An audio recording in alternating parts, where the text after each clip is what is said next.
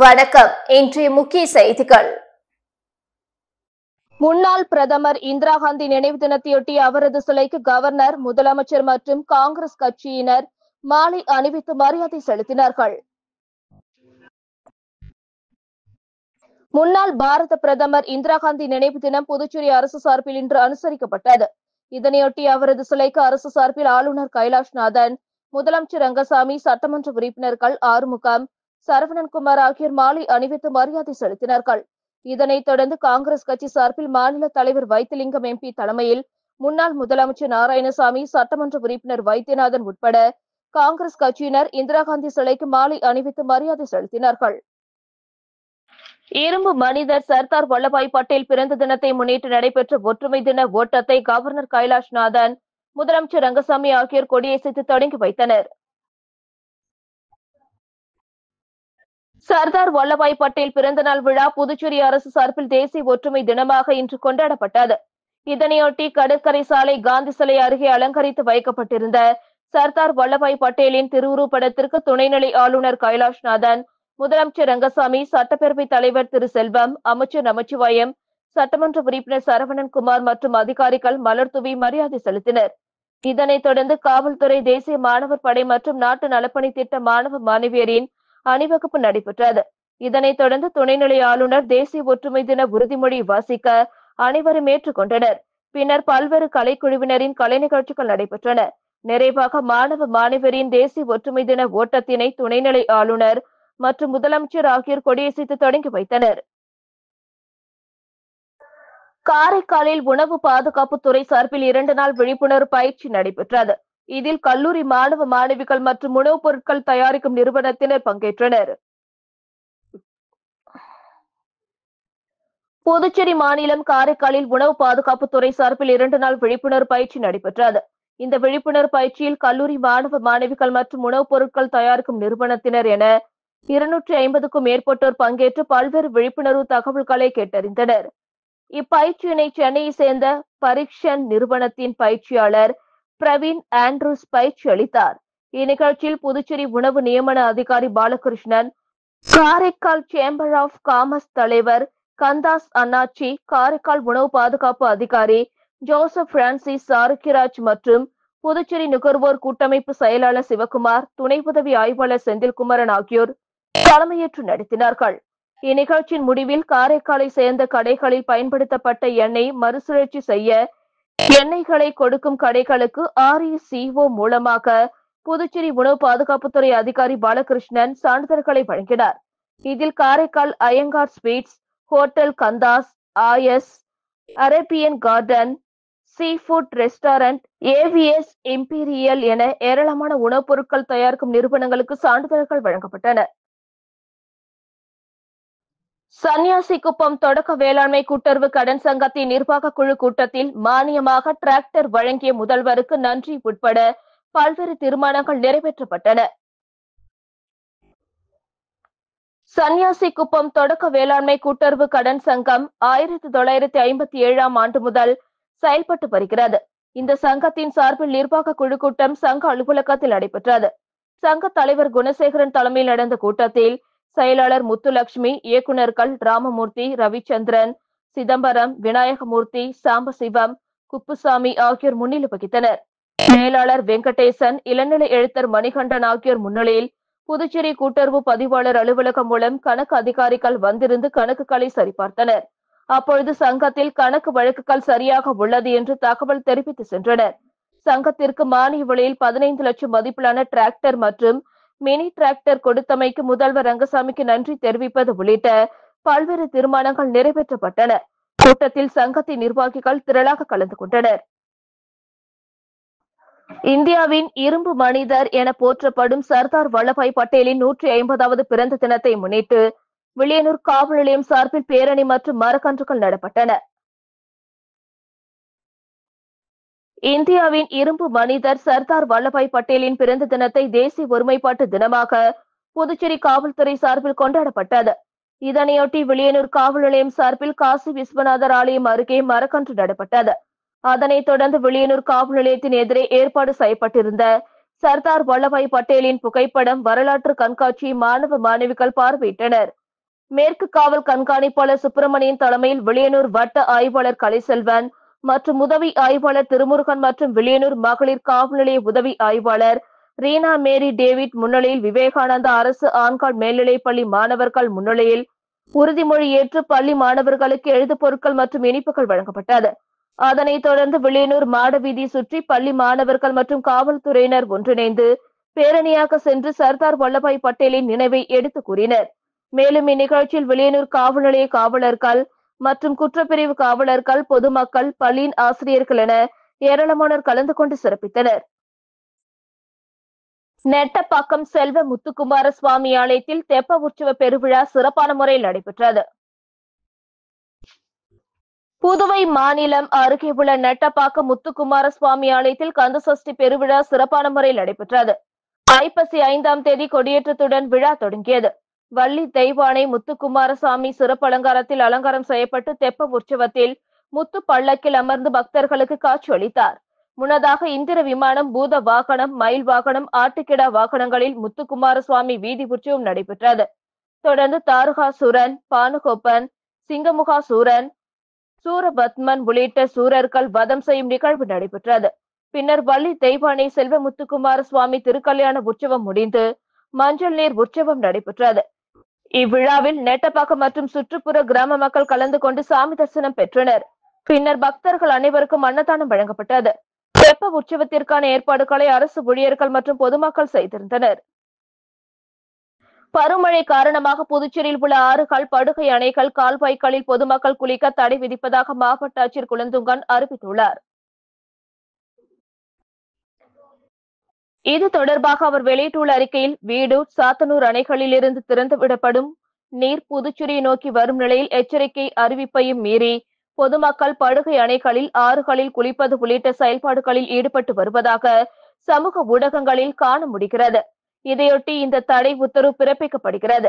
இந்த உத்தரவை மீறுவோர் மீது சட்டப்படி நடவடிக்கை எடுக்கப்படும் என்றும் அந்த உத்தரவில் கூறப்பட்டுள்ளது.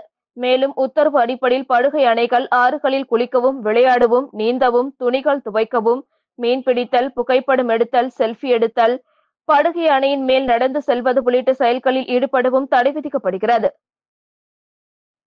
புதுச்சேரியில் 20 முதல் 75 பைசா வரை மின் கட்டணம் உயர்த்தப்பட்டுள்ளதால் பொதுமக்கள் அதிர்ச்சி அடைந்துள்ளனர். புதுச்சேரி யூனியன் பிரதேச மின்துறையின் வரவு செலவு கணக்குகள் கோவாவில் உள்ள இணை ஒழுங்குமுறை ஆணையத்திடம் சமர்ப்பிக்கப்பட்டு அதற்கேற்ப ஆண்டுதோறும் மின் கட்டணம் நிர்ணயிக்கப்பட்டு வருகிறது. கடந்த 2023 முதல் 2024ஆம் நிதியாண்டுக்கான வரவு செலவு கணக்கு ஒழுங்குமுறை ஆணையத்திடம் சமர்ப்பிக்கப்பட்டு 2024 முதல் 2025ஆம் நிதியாண்டுக்கான வீடுகளின் மின்கட்டண உயர்வு கடந்த 2024 ஜூன் மாதம் முதல் அமலுக்கு வந்தது. அதன்படி புதுச்சேரியில் முதல் 100 யூனிட் மின்சாரத்திற்கு 1 யூனிட் மின் கட்டணம் ரூபாய் 2.70 உயர்த்தப்பட்டது. இதற்கு புதுச்சேரி பொதுமக்கள் தங்களது கடும் எதிர்ப்பை தெரிவித்தனர். இருந்த போதிலும் யூனியன் பிரதேசத்தில் மின் கட்டணம் அமலுக்கு வந்தது. இந்நிலையில் இன்று மீண்டும் புதுச்சேரி அரசு மின் கட்டண உயர்வை அறிவித்துள்ளது. அதன்படி புதுச்சேரியில் வீடுகளுக்கு முதல் 100 யூனிட் வரை 1 யூனிட்டுக்கு ரூபாய் 2.70 இருந்த மின் கட்டணம் தற்பொழுது 2.90 உயர்த்தப்பட்டுள்ளது. 101 முதல் 200 யூனிட் வரை ரூபாய் 3.25 என்பதில் இருந்து ரூபாய் 4 201 முதல் 300 யூனிட் வரை ரூபாய் 5.40 என்பதில் இருந்து ரூபாய் 6 300 யூனிட்டுக்கு மேல் ரூபாய் 6.80 என்பதில் இருந்து ரூபாய் 7.50 உயர்த்தப்பட்டுள்ளது. மேலும் இந்த கட்டண உயர்வு அக்டோபர் 1ஆம் தேதி மின் பயன்பாட்டிலிருந்து அமலுக்கு வருவதாக தெரிவிக்கப்பட்டுள்ளது. புதுச்சேரியில் 20 முதல் 75 பைசா வரை மின்கட்டணம் உயர்த்தப்பட்டுள்ளதால் பொதுமக்கள் அதிர்ச்சியடைந்துள்ளனர். புதுச்சேரியில் பழைய மின் கட்டணமே தொடரும், அதற்கான தொகையை மானியமாக அரசு செலுத்திவிடும் என அமைச்சர் நமச்சிவாயம் தெரிவித்துள்ளார். காரைக்கால் நிகழ்ச்சி ஒன்றில் பங்கேற்ற பின் செய்தியாளர்களிடம் பேசிய அமைச்சர் நமச்சிவாயம், மின் கட்டணம் நிச்சயம் உயர்த்தப்படாது. மின்துறை ஒழுங்குமுறை ஆணையம் மின் கட்டணத்தை உயர்த்த கூறினாலும் புதுச்சேரி அரசு உயர்த்தாது. அதற்கான தொகையை மானியமாக அரசு செலுத்திவிடும். கடந்த ஆண்டு மின் கட்டணத்தை உயர்த்த கூறிய போது மக்களிடம் கட்டணத்தை வசூலிக்காமல் அரசே மானியம் செலுத்தியது.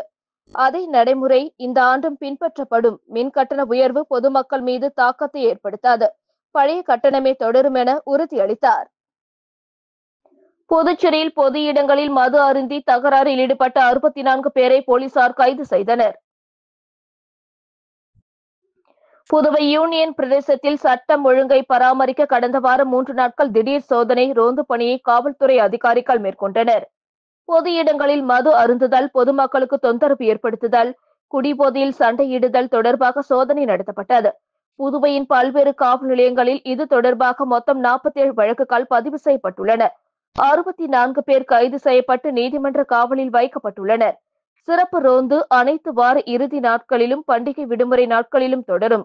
குடிப்பழக்கத்தால் பொதுமக்களுக்கு இடையூறு விளைவிக்கும் நபர்களுக்கு எதிராக கடுமையான நடவடிக்கை எடுக்க போலீசாருக்கு காவல்துறை தலைமையகம் உத்தரவிட்டுள்ளது. புதுச்சேரி மாவட்ட தொழில் மையம் சார்பில் நடந்த கைவினை கலைஞர்களுக்கான விழிப்புணர்வு படைப்பு பட்டறையை அரசு செயலர் விக்ராந்த் ராஜா தொடங்கி வைத்தார். தட்டாஞ்சாவடி மாவட்ட தொழில் மையத்தில் மத்திய அரசின் குறு, சிறு மற்றும் நடுத்தர நிறுவனங்கள் அமைச்சகம், இந்திய தொழில் முனைவோர் மேம்பாட்டு நிறுவனம், தொழில்துறை மேம்பாடு வளர்ச்சி மற்றும் முதலீட்டு கழகம் ஆகியன சார்பில் கைவினைஞர்களுக்கான நிதி சார்ந்த கல்வி குறித்த விழிப்புணர்வு நிகழ்ச்சி நடந்தது. இணை பேராசிரியர் அனந்தபள்ளி ரமேஷ் வரவேற்றார். அரசு செயலர் விக்ராந்த் ராஜா பங்கேற்று அதிகரித்தல் மற்றும் துரிதப்படுத்துதல் திட்டத்தின் மூலம் MSME நிதி மேலாண்மை திறன்களை வலுப்படுத்தி நிலையான வணிக வளர்ச்சியை அடைய முடியும். போட்டித்தன்மை மேம்படுத்துவதற்கும் புதுச்சேரியில் நீண்டகால தொழில்முறை வளர்ச்சியை ஊக்குவிப்பதற்கும் கைவினைஞர்களின் கூட்டு முயற்சிகளின் முக்கியத்துவத்தை எடுத்துரைத்தார்.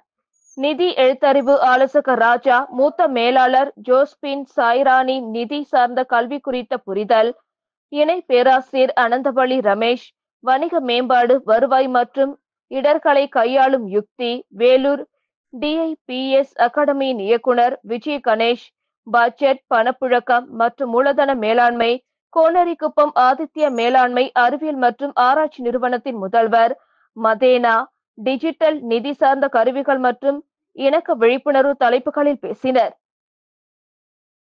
புதுச்சேரி முதலியார்பேட்டையில் மாடியிலிருந்து மின் கம்பியில் விழுந்த பெண் உயிரிழந்த சம்பவம் அப்பகுதியில் பரபரப்பை ஏற்படுத்தியுள்ளது. புதுச்சேரி முதலியார்பேட்டை ஜெயம் நகரில் வசித்து வரும் சுரேஷின் மனைவி சூர்யா. இவர்களுக்கு 2 குழந்தைகள் உள்ளன.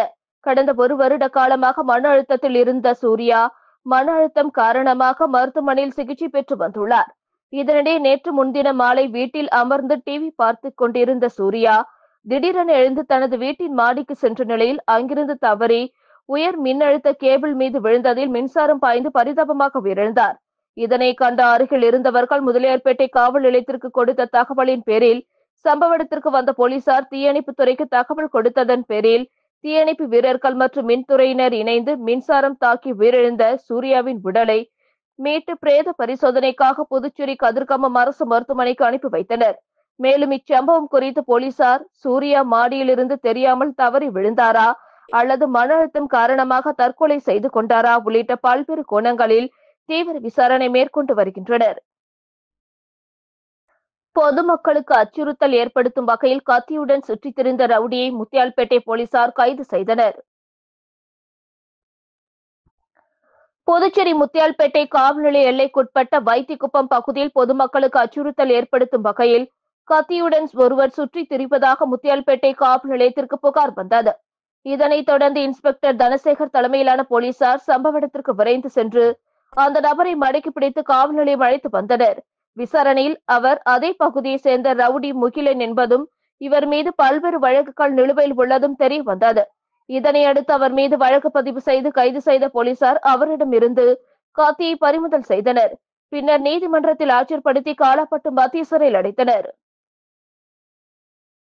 டிஜிட்டல் அரெஸ்ட் செய்துள்ளதாக மிரட்டி அரசு ஊழியரிடம் ரூபாய் 73 லட்சம் மோசடியில் ஈடுபட்ட தமிழக வாலிபரை சைபர் கிரைம் போலீசார் கைது செய்தனர்.